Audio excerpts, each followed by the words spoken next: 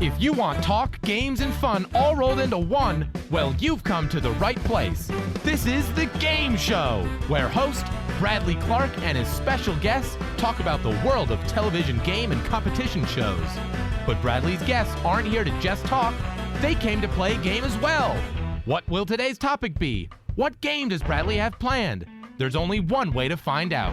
It's time to start the show. You heard the man. Welcome to The Game Show. And here's your host, the Bradster himself, Bradley Clarke. Here we go again. Thank you very much, as always, Austin Angelo. I'm Bradley Clarke, and welcome to another exciting episode of The Game Show, the talk show all about the world of television game and competition shows. Now, over the course of the game show's run so far, I've been very fortunate to have the opportunity to talk with individuals who I've watched, studied, and looked up to for a majority of my lifetime. And on a few occasions, I've been lucky enough to have guests return to the game show to be my special guest for a second time. Well, on today's episode, I am adding another person to the Two Timers Club. But this isn't just any ordinary person. He is a game show record holder. You know, some people are called one in a million because of their uniqueness, but I would refer to this person as 1 in 4 million. I sure hope our players boned up on American history. Vice presidents is the category for this deciding final Jeopardy. Here comes the clue. He was the only vice president to be elected to and serve 2 full terms as president. Brad was leading yesterday, and he was leading going into final again today. Did he come up with Thomas Jefferson? In very bad handwriting. Very bad handwriting. You had to risk enough. 201. That takes 13,801 today. When you add that to 11,800, the margin is $1, but it makes you a millionaire. Enjoy the moment, Brad. Final Jeopardy category is 20th century Americans. Here's the clue, gentlemen. These names of 2 original Mercury astronauts who orbited Earth in May of 1962 and May of 63 are also occupations. And now we come to Brad Rutter, who are Carpenter and Cooper. And I'll say, go Ken and go Jerome. Go Ken and go Jerome. It was a great match. You didn't have to risk anything. You didn't. 23,600 added to your 38,000, 62,000 your total. That gets bumped up to $2 million. Congratulations. Nice playing, Brad Rutter. Now the biggest quiz or game show money winner in television history. This is a tough one, but it's worth $1 million. Secretaries of State is the category. Here is the clue, ladies and gentlemen. Serving 160 years apart, these 2 Secretaries of State are the only ones who never married. Brad Rutter, what was his response? Buchanan and Rice, he is correct. What was his wager? Nothing. So he picks up 11,800 today. Yesterday he had 10,000. That puts him in the lead with 21,800. Ken Jennings, it's up to you now. We need a correct response for $1 million. And we don't have it, and it doesn't matter because you can't acquire enough money. You're going to lose 13,001. Brad Rutter, congratulations. You're the $1 million winner again. Again. What's still the biggest money winner on Jeopardy? Are you kidding? You got it. He's not only the biggest money winner in Jeopardy history, but he's also the biggest money winner in game show history. Recently, he returned to America's favorite quiz show as one of the captains for the Jeopardy All-Star Games. And lo and behold, his winning streak continued as he and his teammates, David Madden and Larissa Kelly, won the tournament and split the $1 million cash prize. Making his second appearance on the game show is the namesake of Team Brad, who is Brad Rutter. Brad, welcome back to the game show. Thanks, Bradley. Great to be back. It is such a pleasure having you back. Right off the bat, I just have to say congratulations on winning the All-Star Games. Well, thanks a lot. It was a ton of fun, and of course, happy to bring home the first prize. When I saw your team win, I said to myself, this is the perfect time to invite Brad Rutter back onto the game show. So I'm glad that you said yes, and we're about to have another great conversation, I hope. I hope so. So we're going to talk about your experience across the entire tournament, and then later on we're going to try to improve your winning streak yet again with another game, and I'll give you a hint. It's All-Stars inspired. Okay. Sounds intriguing. So with that being said, are you ready to talk about Jeopardy? I'm always ready. So let's dive right into it. So I want to first start off by confirming a statistic of yours, because on the Jeopardy Hall of Fame page on the Jeopardy website, I guess it doesn't like to include cents as part of a player's overall winnings, because your all-time total reads $4,688,436. However, obviously, a three-way split of $1 million for winning the Jeopardy All-Star Games will include cents. So I want to know if you won $333,333.33 or $333,333.34. It's actually 34 cents. The captain's share was the extra penny. Okay, so that means your official Jeopardy total, Brad, so far is $4,688,335.34. Well, you should call him up and get that fixed, because that sounds right to me. You know what? I think I will, because I want to make sure your stats are as accurate as they can be. And actually, the reason I asked in the first place is recently I had your All-Stars teammate David Madden on the show, and he didn't actually know who received the extra penny. He predicted it was you, but now that you confirmed it, the mystery has been solved.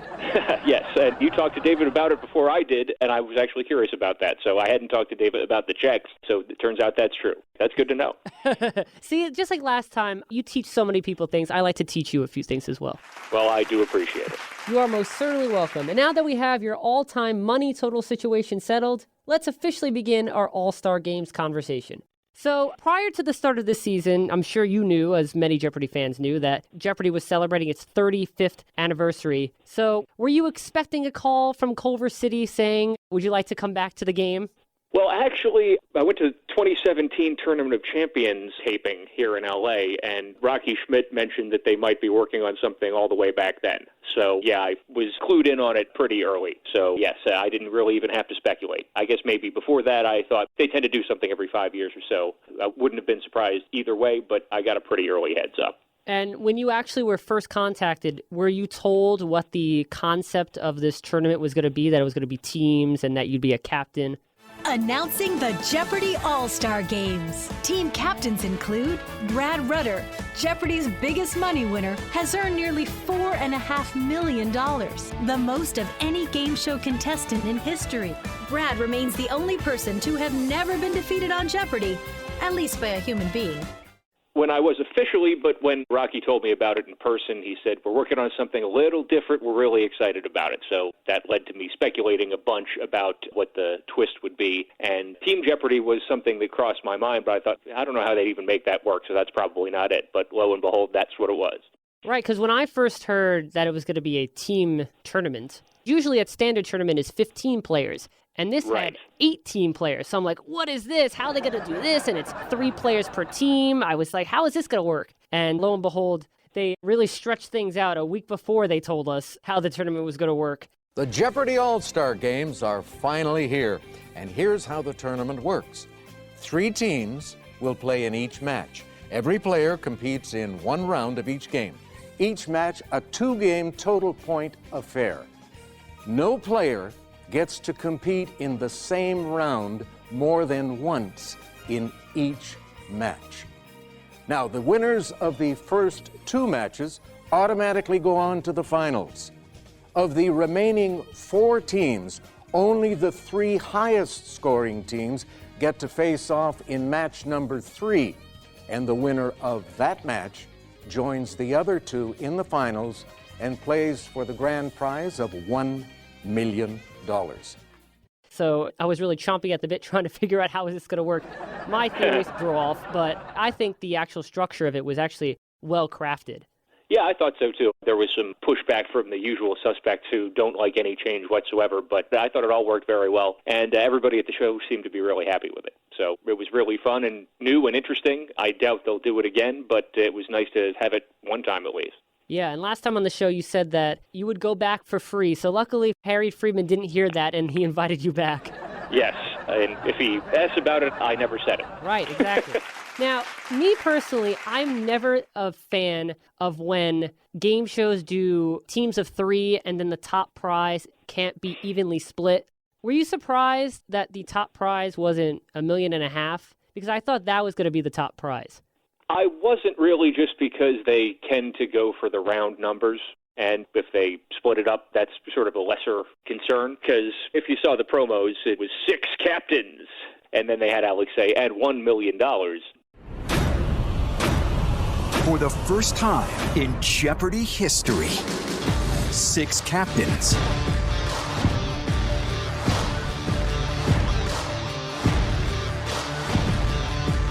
6 teams.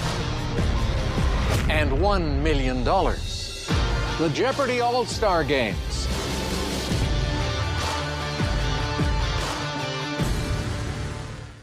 And that's a lot snappier than $1.5 million for some reason. So, yeah, I wasn't surprised that they stuck with $1 million for the first prize, even though we were splitting it 3 ways. And as we know, Jeopardy is the snappiest of all shows. Most definitely.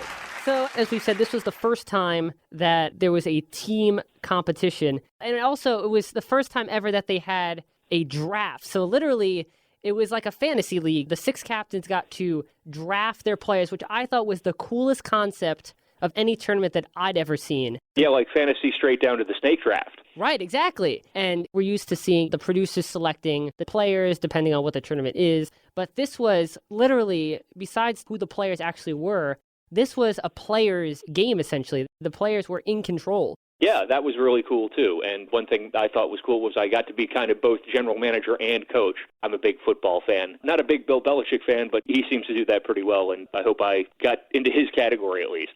And what was really cool was that they broadcasted the draft on Facebook Live. So a few months prior to the tournament, all the players gathered and the 12 other players basically pleaded their case as to why one of the captains should choose them. So when you first saw the field of players to choose from, were you surprised or at least intrigued by the fact that most of them were relatively new players, so you didn't have your classic champions as you did in other tournaments?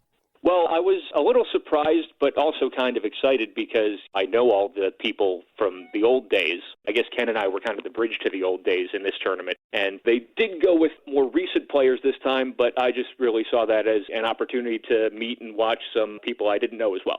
And I've got to say, you can now call yourself a psychic because during the draft, after you were introduced, Alex joked with you by asking, since you had never lost a game of Jeopardy to a human, and the All-Star Games comprised of all human players, if that gave you an advantage. And your response was, because of that fact, that you were going to win. With nearly $4.5 million in Jeopardy earnings, he's the winningest game show contestant in history. An actor and producer from Los Angeles, California, Brad Rutter. Let's go! Let's go!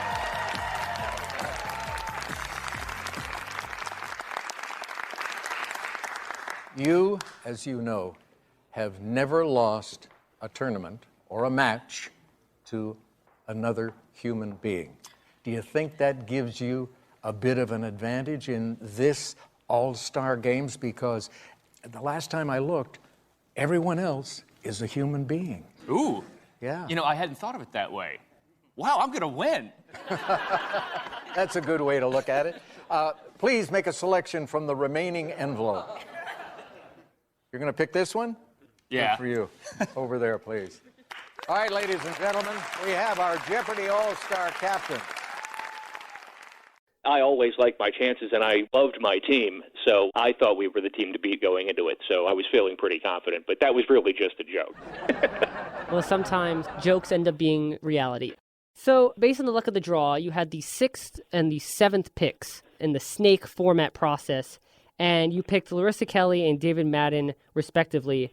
Now, before you actually made your selections, you told Alex that you spent 27 hours studying the tape. Was that true? You did actually spend 27 hours looking back at old matches?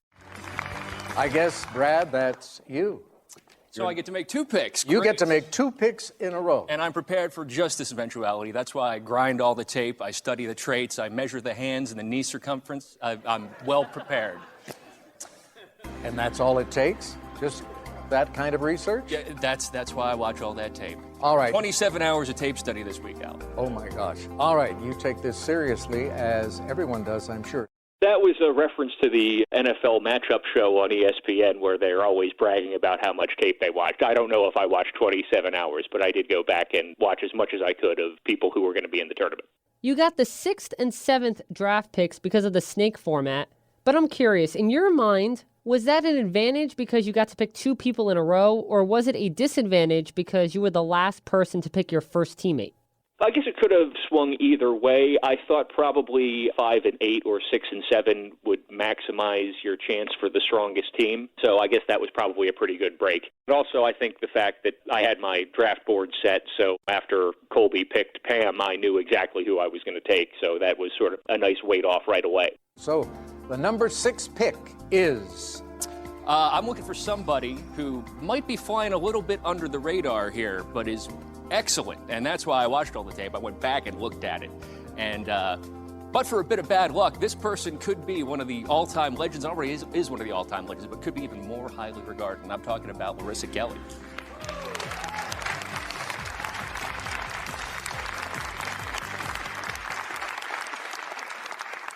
Larissa, quiz programs, quiz setups have become part of your life. You and your husband are co-owners of NAQT? Yes, that's What right. exactly is that? Well, we actually like to describe it as Jeopardy, but for teams. And now we can just describe it as Jeopardy. And is it true that Ken is one of your partners in that venture? And Ken is another co-owner of NAQT. And Brad and my husband Jeff actually went to high school together. So it turns out this is fated. Yeah. All right. That's great. Now, Brad, you get to make the number 7 selection. Number 7 is somebody I watched in his original run and was very impressed with, and have continued to be impressed with as I've gotten to know him over the years. Dave Madden, come on down.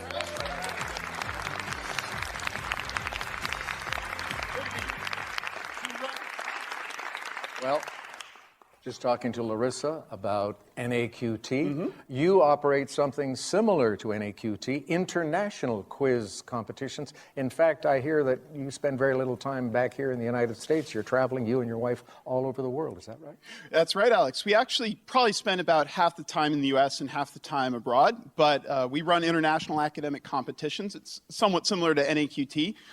Most of our competitions have a history or geography focus, though, and we're in about 30 countries around the world now. As you look around at all of the players in our Jeopardy All-Stars, how many of them have you asked to prepare clues for you and your tournaments? I'm not sure if anybody's actually written questions for us, but I know any number of the people here, including Brad and Larissa, have helped us out at reading questions, sort of playing your role at our tournaments. Okay, well, thank you. Good luck. So if she was still available, Pam would have been your first choice? I'm not going to go into my sources and methods of my draft board. We might have to do it again someday. But I knew that David and Larissa were next, so I knew I was going to end up with them. Well, Pam mentioned in her intro speech that she is the OG of the All-Star Game contestants because she won the college championship back in the year 2000. But you're a Jeopardy OG as well. So that would have been very interesting seeing you and Pam on the same team. Yeah, we were actually trying to figure out during taping which one of us was on first that year. And it turns out it was me. I was on the week of Halloween, and her college tournament aired in November. So it turns out it is me. I was the oldest guy there. I would say one of the biggest surprises to me was that David Madden wasn't actually picked earlier than when you snatched him up on the 7th position. Were you surprised? Because just looking at statistics, of course, you had some other players who've won so many games and so much money, but David Madden won 19 games. I thought for sure he would have been maybe first or second. Well, when Ken was saying that one of the things he appreciates in a champion is a really long streak, as he would say, I thought he might have been going for Dave there. But by the same token, he hadn't been on in a while because he had that contractual conflict and he couldn't play in the Battle of the Decades. So I guess it had been 10 years, or probably a little more than that, since he'd played. So I felt like he would be a pretty big wild card. Obviously, he did great on the show when he was first on, but that long layoff can maybe have some deleterious effects on people. I didn't think it would, and that's why I was happy to grab him. Once you realized who the other teams were going to be, how confident were you going into the tournament? Well, obviously, all the teams were great. You know, you can't pick a bad team out of that group of contestants. But like I said, I really did think we were the team to beat. I think Larissa has flown under the radar, undeservedly so, too. I mean, not for a couple bad breaks in her Tournament of Champions and in the Battle of the Decades when she just got nipped out on some really tough Final Jeopardy. She could be easily in the conversation for top 5, and I think one of the great things about this tournament is it got her back in that conversation because she was just a killer. She's also so soft-spoken that she's kind of the silent assassin, so I can see why she maybe flew a little bit under the radar, but again, that was great for me because I knew how good she was. Anyone who wins $220,000 plus in 6 games is someone you should definitely watch out for. Most definitely. Now, when David was on the game show, he mentioned that he put about 250 hours of study time to prepare for the All-Star Games. Did you keep track of how many hours of preparation you put in, and do you know if you were involved in any of those 250 hours? I didn't keep track of myself, but I would guess that was him personally because we kind of just put a plan together. Calling it a plan is kind of overstating it, and just traded some emails back and forth on strategy and how to brush up on what we might feel a little weak in, and then we kind of just did our own thing and then brought it together for the tournament. 250 hours. At least it paid off. Yeah, and he's doing that stuff all day anyway, so he's used to it. It's basically, well, I usually study this stuff anyway, so let's put it to use and try to win $1 million with it. Right, yeah. He has to write those history and geography questions, so he's learning the whole time. Well, it certainly paid off in match 1 with the African Geography Final Jeopardy. My jaw hit the floor when I saw that was the category. The players have made their wagers for their teams. The Final Jeopardy category is African Geography. And it should be noted that the categories that appear during each game are decided way in advance, so they are not determined based on individual contestants' strengths. Brad fact! Yes, so that was 100% pure luck. So in the first match, you competed against Team Buzzy and Team Colby. Do you think the producers purposely made sure your team and Ken's team didn't play in the same match so that both of you had a better chance of facing each other in the finals? Well, I have exactly zero inside information on this, but I would not at all be surprised if that were the case. Going into the tournament, I kind of figured your team and Ken's team would be playing in different matches. But I've got to say, though, I think the producers did a great job in selecting the captains for this tournament because all 6 of you are basically faces of Jeopardy because of how much you are connected to the game. Yeah, I think that's right. I'm sure some people in the 12 players might quibble with you, but I think they did a fine job. You played the Jeopardy round in the first game of the match and gave your team the opening lead with a score of $8,400. However, Alex Jacob from Team Buzzy wasn't too far behind with $6,600. So how did you feel after your first performance in the All-Star Games? I felt good. Maybe it took me a little bit to get into buzzer rhythm, but once I did, I was fine. So I was happy to pass it off with the lead. Your team ended up with a Game 1 total of $49,800, which was almost double Team Buzzy's second-place score of $26,200. Were you surprised that Team Buzzy bet nothing during Final Jeopardy of Game 1? A little bit, but it makes a lot of strategic sense if you think about it, because with the way the wild cards were set up, basically if you could come in second, you were guaranteed to make the wild card match. So betting 0 from a close second place there. So the lead over Team Colby was pretty much what they were looking at, which I believe was pretty big if I remember correctly. So that was the bigger concern, I guess, and a big bet could get them below Team Colby and make them have to work at it for a wild card spot, where staying put at 0 could put them in great shape to at least get a wild card spot and jump ahead of us with a really tough Final Jeopardy. Here is your clue. The 7-letter names of these western and easternmost mainland countries begin with the same letter. 30 seconds. Good luck, players.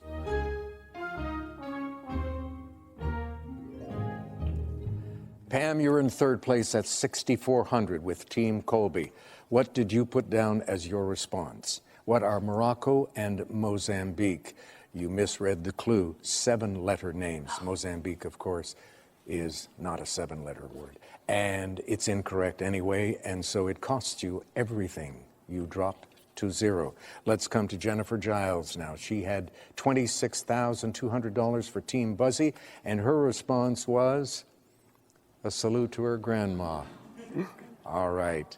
And it'll cost you nothing. So Team Buzzy remains at $26,200. As we go to Dave Madden, he had $29,800, and he came up with Senegal and Somalia, which is the correct response. But how much was his wager? $20,000. Team Brad moves into the lead, $49,800. Another fascinating element of this tournament was that the viewers got a glimpse into the strategy sessions of each team, so we were able to see the determination of who played what round, as well as the final Jeopardy wagering discussions for each team. Dave, you haven't been on in a while, so we might want to get you going early, but you guys were saying that you might want me in both buzzer rounds. Yes, absolutely. I think given your historical strength on the buzzer, it makes the most sense to have you buzzing in both rounds of the match. Okay, so double Jeopardy on the second day is more important, so I'll do single today and double tomorrow. Yep. Sounds good to me. That'll be good. All right, so that just leaves the two of us. Yeah, it's the two of you, and we'll figure out what we want to do there. So you ran some numbers about performance over a variety of past games, right?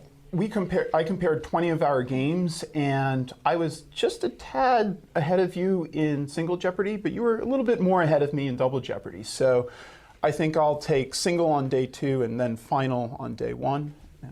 Sounds great. That's the way I was leaning too. Okay, so day 1 it'll be me in single, Larissa in double, Dave, you in final, and then day 2. Day 2, it's Dave, me, Larissa. So how long did each team get in the room to discuss strategy? I believe we had 5 minutes, but I'm not 100% sure about that. So literally after Double Jeopardy, you were taken into the room and you had some time to discuss? We know what the category is for this. We don't know what the category will be in the second day. I don't know why we're even discussing this. I know he's going to do it. All right, let's do it. So 20K? 20K. All right. Yes, and they rotated each team through. So one team was still on stage, one team was in the green room, one team was in the strategy room, and then they rotated us through that way. And if you haven't, I would recommend going on YouTube and watching the extended cuts of the strategy sessions, because they're all edited, but the ones that actually aired on Jeopardy were severely edited with basically just the facts. So there's some fun moments in the longer YouTube versions. So unfortunately, your performance in Game 2's Double Jeopardy round wasn't your finest. That's putting it lightly, and I thank you for being that kind. Fortunately, I've had my bad days usually when it hasn't seemed to matter, so that's fortunate on my end. Well, you only picked up $400 in Double Jeopardy, meaning your team only had $4,200 going into Final Jeopardy. Well, sorry about that, guys. Hey, no worries. Wow. Buzzer giveth and the buzzer taketh away. It really does. Okay, so can we bet the cover?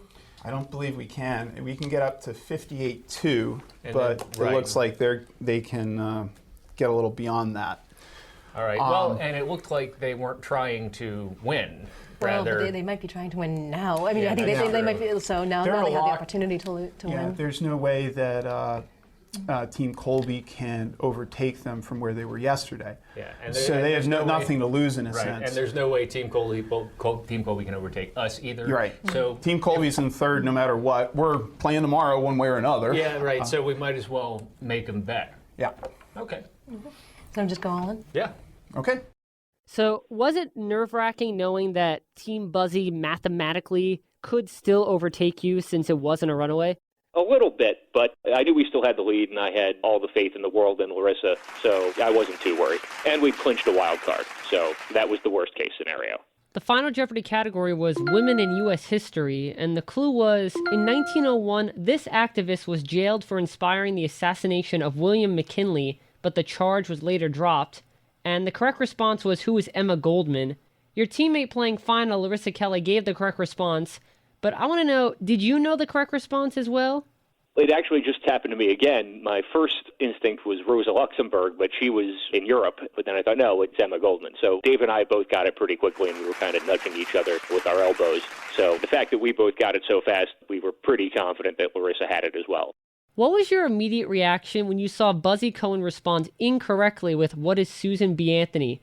And did you think he was going to know the correct response when the clue came up? No, but it was really just relief that my lousy performance 10 minutes earlier hadn't cost us the game. Well, Team Buzzy bet everything, so if he got the correct response, they would be moving on to the finals and you'd have to face the wild card match.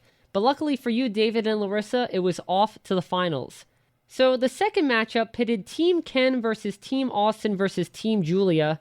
Were you hoping that Team Ken would win that match so you can attempt to take down Ken for a third straight time? Or did you hope Team Austin or Team Julia would automatically advance instead? I was just hoping to get out of the green room because we were in there for hours and hours and hours while we were sequestered and they were shooting those 3 shows. I'm interested now about the taping schedule. So usually Jeopardy films 5 shows in a day, but did they film 6 episodes on the first day? Because the first 2 matches consisted of 3 episodes per match? Yes, they did 6 for the first round.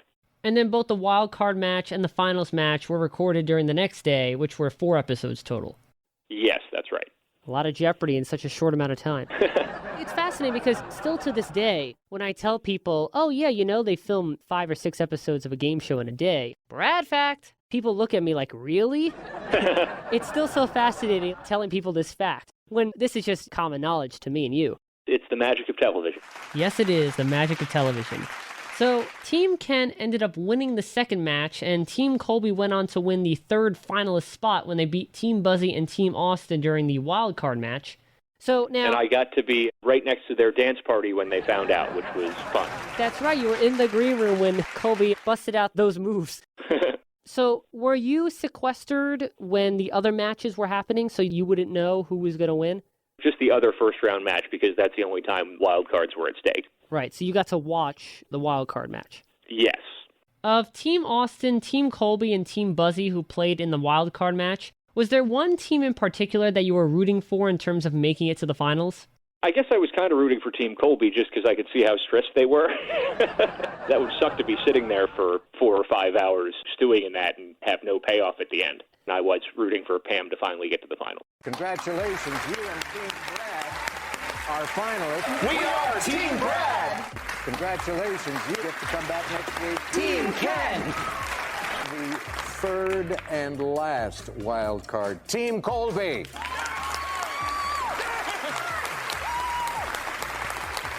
Colby Burnett, $15,099, makes you a finalist. For me, as a longtime viewer of Jeopardy, it was such a nostalgic feeling seeing Jeopardy legends like you, Pam, and Ken facing off in the finals on 3 different teams. And also, now that you mention that, if you break it down, I think it correlates pretty well that the earlier you were on the show, the farther you went in this particular tournament. Not that that means anything necessarily, but I thought that was kind of cool. Lo and behold, in Game 1 of the finals, both you and Ken played during the Jeopardy round, and it was a back-and-forth buzzer battle between you two, even up until the last clue of the round. As a result, Team Ken had $8,000, but Team Brad trailed only by $800 as you put up an impressive $7,200. Were you satisfied with your performance, despite finishing in second place after the Jeopardy round? Well, I was less upset about Ken getting into the lead on that clue than not being able to say aglets on national television, which has been one of my dreams for a long time. Aglets being the small plastic covering most notably found on the tips of shoelaces. Brad fact! And I find that aglets is one of those answers that you find very often during trivia games. Yes, but I figured it would be close, and it was. And the single Jeopardy round on the first day doesn't really mean much in the grand scheme of anything anyway, so there wasn't much pressure there. Your team was trailing after Double Jeopardy as well, but with a correct response and big wager by David during final, Team Brad was in the lead going into the second match. Were you shocked that Team Ken only bet $7,500 during final?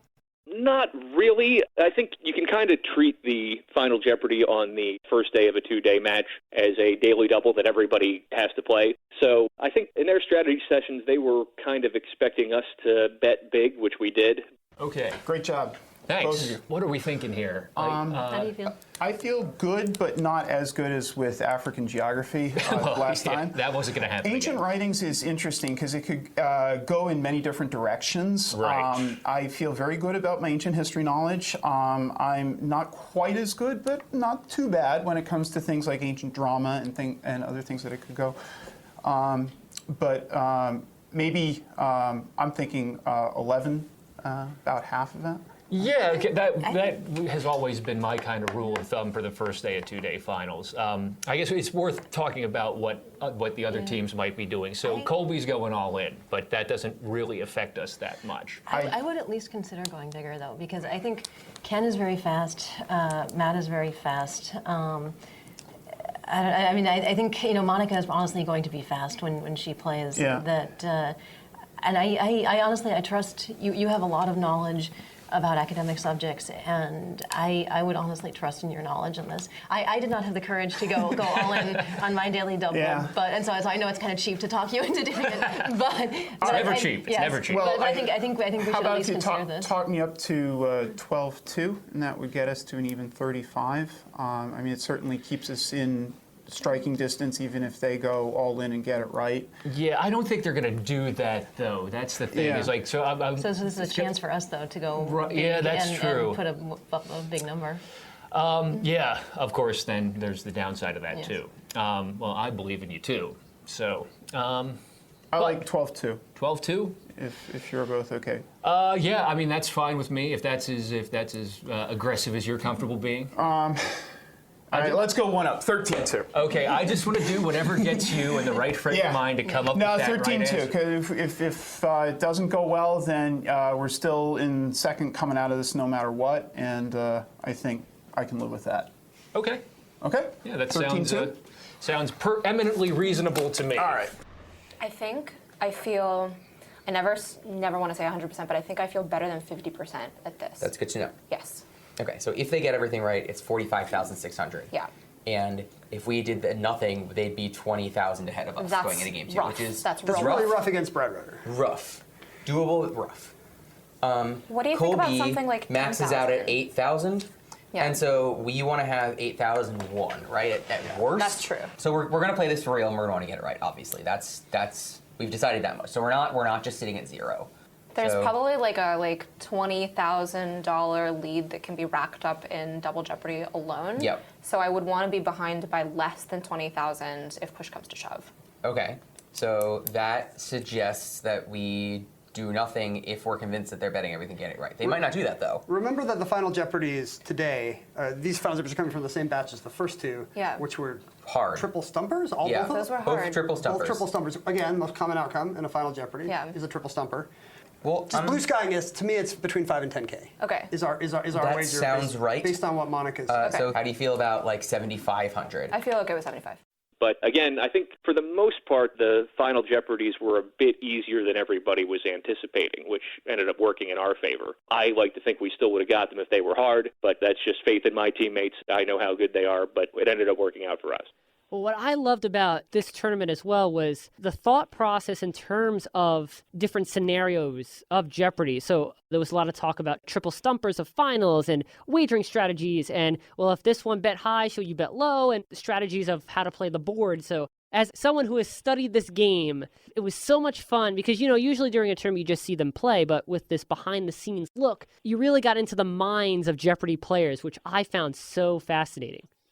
Well, I'm glad you did, because I've always found that pretty interesting myself. And it was kind of cool that people got a little look into how we were thinking about things. Do you feel more pressure in playing or as a captain? Because, you know, your name is on the team. And as you've said, you really have nothing to prove, but you're also part of a team in this case. So you're not only playing for yourself, you're playing for other players. Was that the most nerve-wracking or maybe pressure-filled part of this tournament? Absolutely. I've accomplished more on Jeopardy than I ever could have expected, so whatever happens to me is fine. But this added the pressure of not wanting to let my teammates down. So, yeah, that was really where all the pressure came from for me. And their performances inspired me to do better as well. So it all came down to Game 2 of the finals, and once again, you and Ken went buzzer to buzzer, but this time it was during Double Jeopardy. Going into the tournament, did you expect that you and Ken would most likely be playing in the same rounds throughout? Yeah, I guess that would probably be the most likely scenario, but you never want to get too far ahead of yourself. Things can happen. I wouldn't have bet on Team Ken to get eliminated in the first round, but stranger things have happened. You made a gutsy move wagering $10,000 on a daily double and ended up responding correctly. 10,000. Okay. What is the French and Indian War? You have just added to your score. What was going on in your mind when you found that daily double and you were deciding what to wager?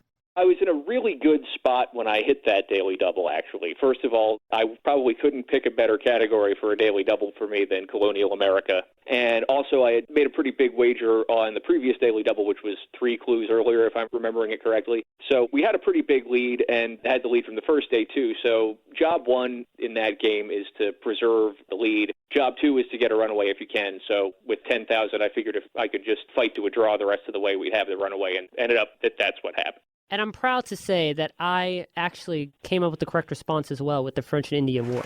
Well, congratulations. And I'm sure everyone else watching along who knew that response as well felt just as accomplished.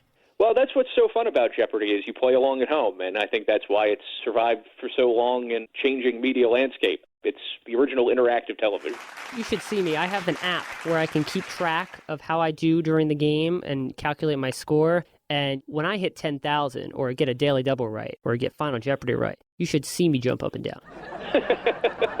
I can just imagine. It's funny because when I watch with a few people, I have my phone out so I can keep score, and people around me would see me hit the buttons and they're like, "Are you keeping score?" I'm like, "Of course I'm keeping score." Why wouldn't It's more fun that way. Exactly. That's what I always say. So you ended Double Jeopardy with a total score of 34,000, and David told me that he realized it was a runaway, but standing at the podium, did you realize it was a runaway? For the most part, yes. I wanted to double check with Dave and Larissa, though, because the adrenaline's going so hard that you can barely think straight. So, yeah, I figured it was. But I'll put it this way. I knew that the second game was a runaway, but I momentarily forgot that we had the lead from the first day. So I had to check with them once we got backstage. But I was pretty sure, yes. And luckily for you, unlike the battle of the decades when you had to work out the math to realize that betting zero was the best option for you to win, it was easy to realize that betting zero was the only thing you had to do for your team to win the All-Star games. This took no thought whatsoever. Just put the big O and call it a tournament. Exactly. And thankfully, even if that Final Jeopardy was of important value, Larissa still did come up with the correct response. Team Brad couldn't be caught today. They are a $1 million champion. The string is unbroken. What a tournament. What a tournament. Yes, indeed. So proud of you guys. Oh, so proud. Yeah, and honestly, that was my biggest regret about the whole tournament is that Larissa's Final Jeopardy answer didn't mean anything, because she deserved to be playing a round in anger, as they say, and that kind of sucks, but I think she's okay. I think Larissa would gladly take $350,000 over a few people saying great job on getting the correct response. Yeah, I'd make that trade.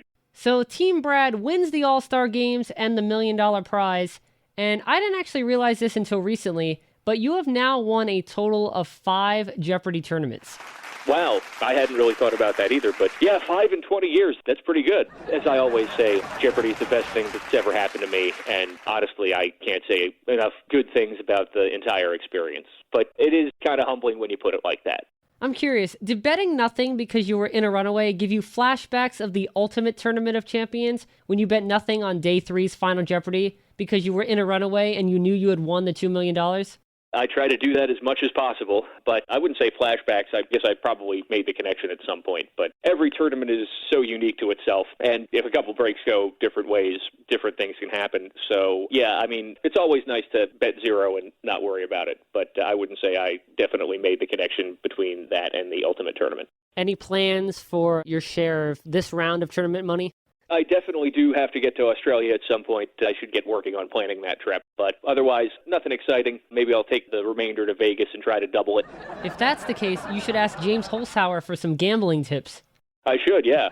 Obviously, we're into this trend of every 5 years we have a tournament. Any thoughts about what maybe season 40's tournament's going to be? I would imagine that James will be involved, but everybody at the show was thrilled with how the team thing worked out, but I think they realized when they were planning it how much more would go into doing the team show, but I think it still took them by surprise how much it was, so I would imagine it would be back to some kind of individual format, but other than that, who knows?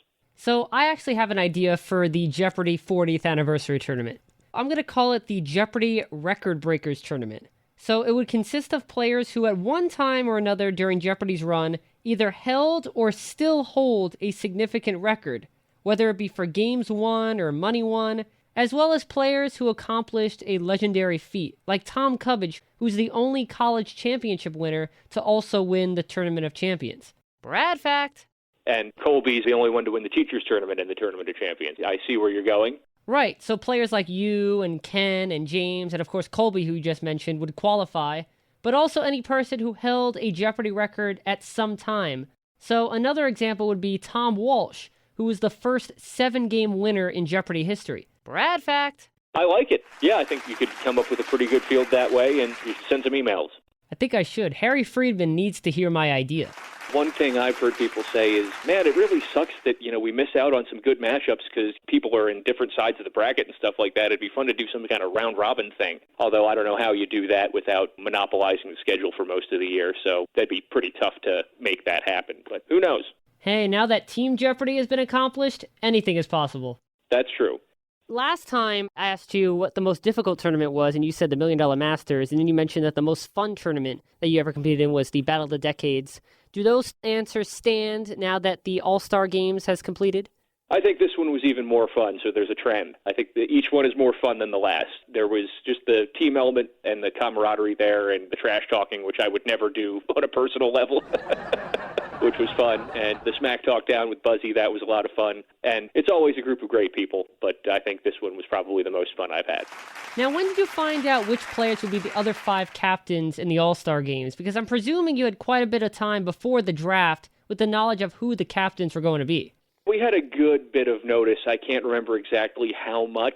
It was definitely a few months at least, though. A few months? Oh, so you really did have a quality amount of time to analyze the other players. I had time to grind all that tape, yes. Is there another captain you thought would pick people along the same lines as you were?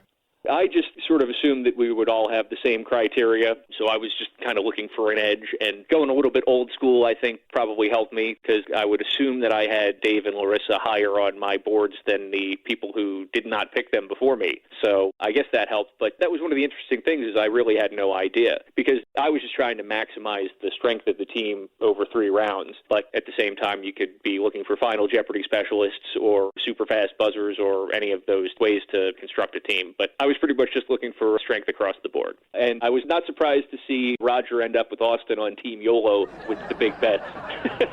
Wow, I didn't even know that Team Austin had the nickname Team YOLO. Maybe I just call him that. Did Team Brad have a team nickname or a team motto or team chant? No, we were just Go Team Brad and the exploding fist bump. Classic. Not too long ago, Alex Trebek revealed that he was diagnosed with stage 4 pancreatic cancer. And thankfully, in a recent video, Alex told the viewers that he's doing well and that he'll be returning for season 36 when they start taping. Hi, everyone. Some of you may recall that at the beginning of this season, I promised you that we had some surprises in store for you. Well, of course, I had no idea at that time that there were some surprises in store for me as well. So here, on the last day of taping for our 35th anniversary season, I wanted once again to thank you for your continuing messages of encouragement and support, particularly the many cards I've received from young people. I'm touched beyond words. I've always tried to be straight with you, and I'm not going to stop now. So despite what you may have heard, I'm feeling good. I'm continuing with my therapy, and the staff, is already working on our next season, the 36th year of Jeopardy. So I look forward to seeing you once again in September with all kinds of good stuff. This is one of those moments where you're never going to forget where you were when you heard a piece of information. Yeah, most definitely. And I recently actually had the chance to meet Alex. He was in New York for his press tour for the All-Star Games. And it just put things in perspective that I literally just met this guy. And he was so upbeat and he was so excited to be talking about the All-Star Games. And then all of a sudden, this terrible news was brought onto him and to all Jeopardy viewers. Where were you when you first heard the news and what was your reaction? I was on my couch, probably tweeting about the finals, which had just aired the night before. Actually, so I do have some inside info here. I went to the last taping of the year, which was the same time that Alex shot that little video, and I can tell everybody that he looks fantastic, and he's at the top of his game, and it's crazy how every time I go back to watch a taping, Alex gets better from the last time. Every single time. You wouldn't even think that was possible, but I'd never seen him host the show as well, and he's in great spirits, and all the communications he's getting from everybody really does mean a lot to him. He really emphasized that. So he looks great, and everybody's pulling for him. But yeah, I was just sitting on my couch, and it was like a ton of bricks hit me. I know Alex better than the vast majority of people, but I wouldn't say I know him that well. But still, he's been a gigantic part of my life, and he means a lot to me, so it hit me really hard. And he's like a family member. He comes into your house every night. People ask me what I'm up to, and I kind of jokingly say, I'm living off Uncle Alex's money. But in the past couple of months, it's hit me that he really does seem like family. And I know if anybody can beat this thing, he can, and I'm hoping he stays strong, and I'm wishing him all the best. Well, me as well. So from Brad Squared, Alex, we wish you nothing but the best, and we know that you're going to get through this and stay strong. Hashtag Trebek Strong. Absolutely. So lastly, let's talk about Jeopardy James. And for anyone who somehow doesn't know who James Holzhauer is, he put on a show recently on Jeopardy, winning $2,462,216 in 32 games, almost beating Ken Jennings' record for most money in their regular appearances. And James has the top 16 Jeopardy one-day records, with the number one slot being at $131,127. Brad Fact, what are your thoughts on James? I'm not sure what I can say that hasn't already been said. I mean, he's really good, and he knows how to bet. And if I were showing up on the show for the first time these days, I would probably be trying to do the same thing he was. And really, the crazy thing is on the show where he first beat Roger's record, none of those huge bets were really even risky, if you think about it, in terms of an expected value standpoint. If he gets any of those wrong, he's still in safe runaway area. So between knowing how to bet and knowing how to play the game, he's put himself in the conversation with the all-time greats already. For our final today, we are dealing with a subject that sounds tough. Physics terms. Let's see how tough it is. Here is the clue, players. Ironically, it's a metaphor meaning a huge step forward. But this two-word process only occurs on a subatomic scale. Ariana, we start with you. You're in third place. What is a quantum leap? You are right. And you will add 700 only. That bumps you up to 7,100, gives you a $100 lead over Samir. Did he come up with quantum leap? He did. And did he risk more than 100? He most certainly did. 5801. He's at 12,801. 72,600 going into final for you, James. We need to find quantum leap. We do. Happy birthday, Bodger? Booger. Booger? Okay. And how much did you risk? 38,314. A new one-day record. 110,914. And now a four-day record of 244,365. Is it too soon to start thinking about Ken Jennings comparisons? Right, like as you mentioned, he set a record on April 17th of $131,127 in a single game. And to your point, he was able to bet over $60,000 on Final Jeopardy. And even if he got it wrong, he was still guaranteed to win. And over to James now. He had 71,114. He already has the top three spots, as you've heard me say before, for the most winnings on a single program. Did he come up with Atticus Finch? Yes. And this is for you, Granny. Is your grandma still alive? No. All right. You're going to add some more money. You have just set a one-day record. Again, $131,127 for a now 10-day total of $697,787. Grandma's happy. Yeah, so I have a little bit of experience with that. In the last day of my 5-day run, when all you could win was 5 days, I bet $8,000 of old money and got it wrong, which knocked me down probably about 50 or 60 spots on the all-time money list. So it sucks when it doesn't go right, but it's great when it does. Final Jeopardy category as we wrap up the week, rich and famous, and here comes the clue. Worth magazine says with 1.7 million ranch land acres in 5 states, this mogul is the USA's largest private landowner. We had a whole category on sailing a little while ago, and he was a world-famous sailor before he went into other things. Let's start down there with Lawrence. Did you come up with the mogul's name? No. You picked Ross Perot? No, sorry. $999. All right, that'll leave you with 101. Let's go to Jim Holton now. 2,500 going into final. And he selected George Lucas. No, that too is incorrect. Cost you just 100. You're at 2,400 as we come to Brad, leading with 13,100. His response was, who is Buffett? Warren Buffett. That too is incorrect. And you're saying thanks to Miss Clauser, my quiz bowl coach who died recently. Ah, Miss Clauser. Well, Ted Turner. Ted Turner. Well, you haven't wagered much in the finals before, but today you made an exception. $8,000 is what you lose. You wind up with $5,100, but you're still the winner and the 5-day champion with $55,102. I certainly never thought I would see the day when a player would win over $100,000 during a single episode, and James has accomplished that feat multiple times. How about you? Did you ever think someone would be gutsy enough with their wagering to win over $100,000 in 22 minutes of work? I guess I never really thought about it, but, looking back on it, it's not that surprising when you're as good as James is, and those people are few and far between, but you're going to have some opportunities, if you're aggressive about it, to get there. So I think it's one of those things where it just took somebody doing it to do it. I don't think anybody had ever broken it down the way a sports bettor would. And now that he has, I think if you get another elite player, we might see $100,000 games as a matter of course, although those elite players are few and far between. Now, I want to put things in perspective for you. Between your original run total and the amount of money you won in the Tournament of Champions, that totaled $155,102, which is only $23,975 higher than James's now one-day record. I will go so far as to say I'm rooting him to do that in one day. Now we'll have to wait and see if he can do that when he comes back in a tournament. But do you think James can win over $155,000 in one game? Theoretically, absolutely. That'll take some luck as well, depending on where you find the daily doubles and such. But yeah, he's certainly capable of it. So for a regular tournament, aside from the Tournament of Champions, the winner receives $100,000. Do you think that they should up the ante when it comes to tournaments now that we know that $100,000 can be attained in a day? I am always in favor of them upping the ante on every Jeopardy tournament. Given the opportunity to play, James, how do you think you'd fare?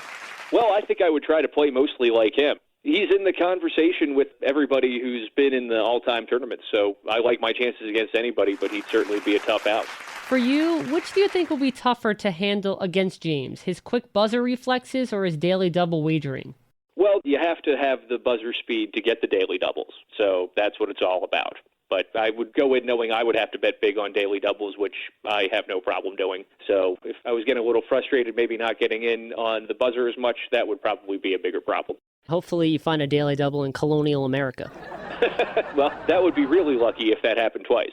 And last question, theoretically, if James was on the show prior to the All-Star Games, I'm presuming he would have been one of the 6 captains, you think?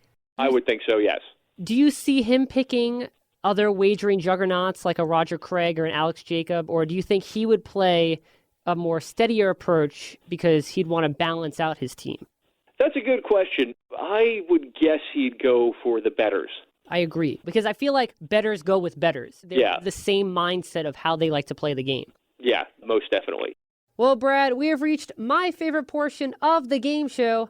Now, last time you were on the show, you proved right here on the airwaves that you know just as much about your personal game show history as you do American history, or European history, or ancient civilization history, when you won the game of Rutter Rewind. And I'm actually really disappointed that Jeopardy didn't include a Brad Rutter trivia category during the All-Star Games, which would have resulted, as you said last time, in you giving me a shout-out if you ran the category. I was disappointed too, but I think Standards and Practices probably vetoed it. Well, maybe during the next tournament, a Brad Rutter trivia category will come up. But anyway, we are about to find out if you can go 2 for 2 when it comes to Bradley Clarke original games. It's time for the Game of the Day. Game of the Day. And as I just mentioned, last time I basically quizzed you on Brad Rutter trivia, but this time I'm quizzing you on trivia relating to the 17 other former Jeopardy champions that were invited back for the Jeopardy All-Star Games. This is a game I like to call All-Star Competitor Quiz. All-Star Competitor Quiz. And here's how the All-Star Competitor Quiz works. I'm going to read you a Jeopardy-style clue about a player from the All-Star Games. The clue could be related to one of the 5 other captains, one of your 2 teammates, or one of the other 10 contestants from the draft pool. However, I will give you a hint, though. None of the clues will be about you. Okay, well, we did that already. Right, exactly. So the clues all have to deal with the player's Jeopardy past, whether it be another tournament they competed in, a memorable moment that they were associated with, or anything else that is related to that contestant's Jeopardy career. I have a total of 12 clues, and Brad, if you can give me the correct response to at least 7 of them, you will be deemed a winner. Okay. And of course, you must phrase your response in the form of a question, but I'm sure that comes naturally to you now. Absolutely. So those are all the rules. You ready to play, Brad? Let's go. Then let's play the All-Star Competitor Quiz. Remember, 7 of the 12 correct responses are needed for you to win your second game of the day. And here comes your first clue. During their original run, one of this All-Star's final Jeopardy responses was, "What is See You Tomorrow, Trebek?" Who is Buzzy Cohen? Buzzy Cohen is correct, off to a wonderful start. What is See You Tomorrow, Trebek? And here comes your next clue. During a Tournament of Champions match, this All-Star found both daily doubles during Double Jeopardy back-to-back, made it a true daily double both times, and wound up with $36,000 after 2 correct responses. I have 2 possible answers, but my first instinct was correct, I think. Who is Roger Craig? Who was your other instinct? Alex Jacob. Well, I'm glad you didn't go with your second choice because Roger Craig is correct. Yeah, I think Alex did something similar, but I don't think he was back-to-back. Novels, 1,200. Answer. Daily double. You have a $1,600 lead over Tom. I'll bet it all. Oh, all right. Here is the clue for you in novels. Her Agnes Grey appeared in 1847 under the pseudonym Acton Bell. Note the initials. Who is Anne Bronte? Anne Bronte, the least known of the 3 Bronte sisters. 18,000 your new total. Languages, 1,600. The other daily double is there.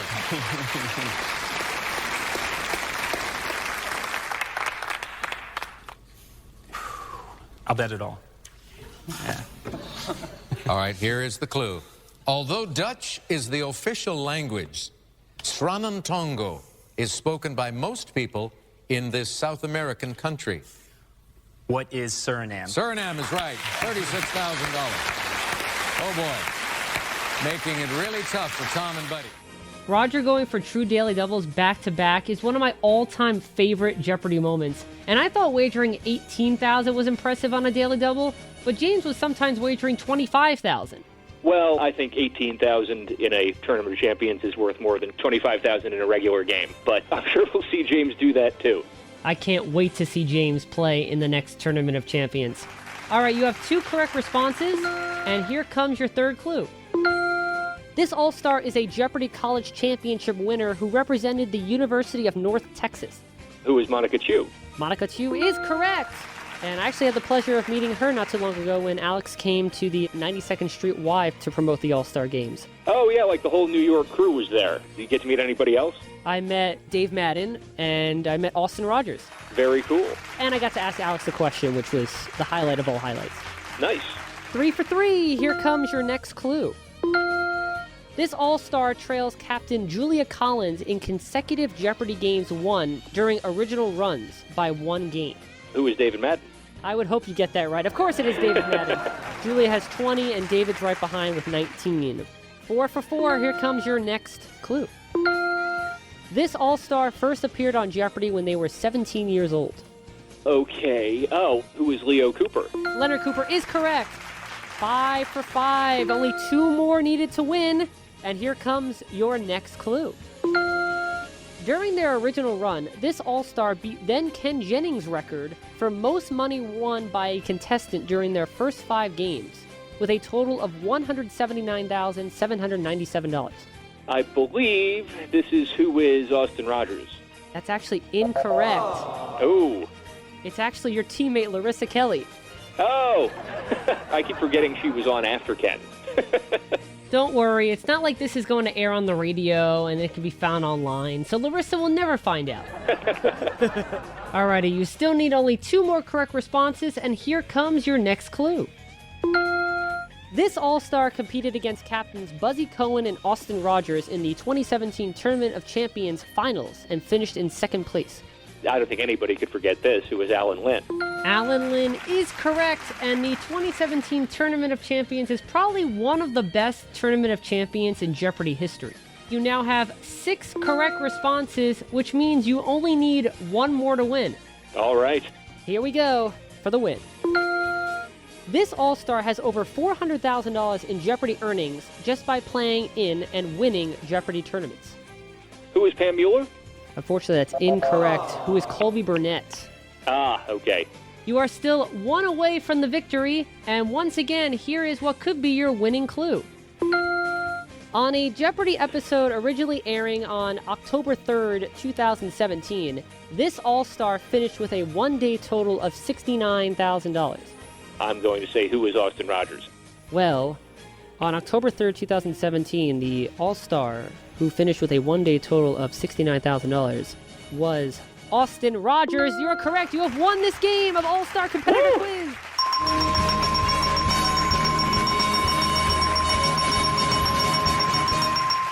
All right.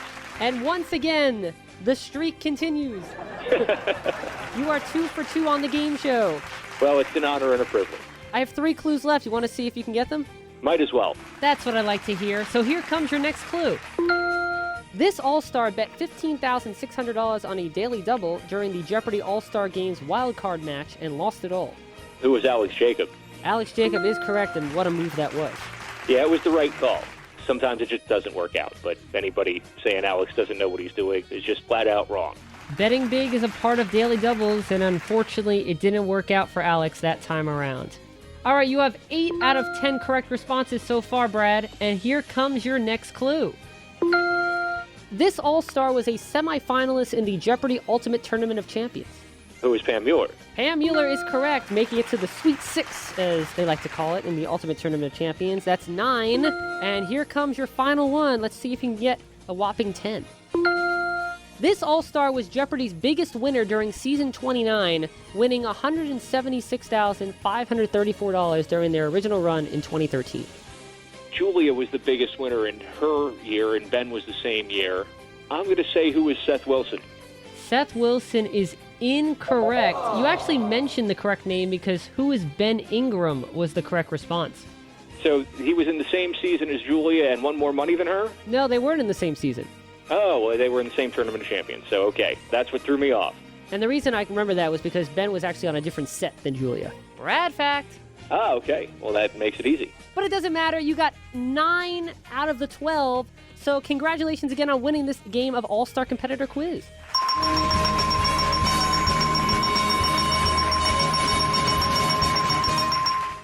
Thank you very much. And that was the game of the day, All-Star Competitor Quiz. All-Star Competitor Quiz. Well, Brad, once again, this has been an absolute pleasure having the chance to talk with you. You know, if someone had told me when I was a kid watching you that I get to speak with you and play a game with you once, I'd be flabbergasted. But to be able to do this twice has been an absolute thrill and a dream come true. Well, you're so kind that I'll forgive you for making me feel old. And, of course, as I said last time, you are always welcome back whenever you want to talk more about Jeopardy or if you want to play another game. Well, thanks, Bradley. It's always a pleasure. All right, Brad, take care, and once again, congratulations on winning the All-Star Game. Thanks a lot, Bradley. All right, bye-bye. Well, if you're an avid Jeopardy fan, you know what that sound means. Unfortunately, that sound also means we have reached the end of this episode of The Game Show. My thanks once again to Jeopardy legend and winning captain of the Jeopardy All-Star Games, Brad Rutter, for being my guest today.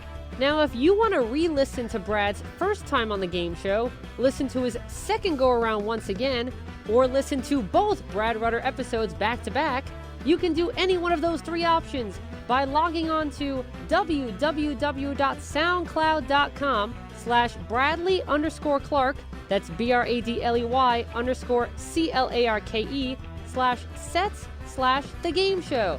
That's www.soundcloud.com/Bradley_Clarke, that's BRADLEY_CLARKE/sets/The Game Show. You can also check out an episode of The Game Show featuring one of Brad Rutter's teammates, David Madden, as my special guest. Plus, don't forget to like The Game Show starring Bradley Clarke on Facebook and follow The Game Show starring Bradley Clarke on Twitter using the handle @TheGameShowBC and hashtag The Game Show. And of course, be sure to tune in next time for another exciting episode of The Talk Show, all about the world of television game and competition shows. the game show.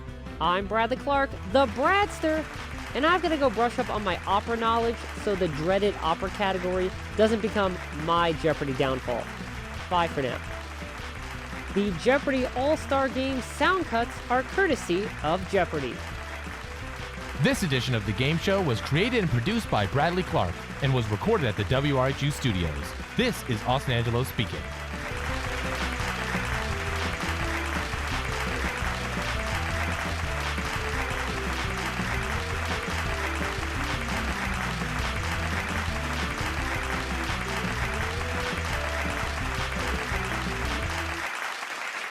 The Game Show is a Bradley Clarke production. Get your game on.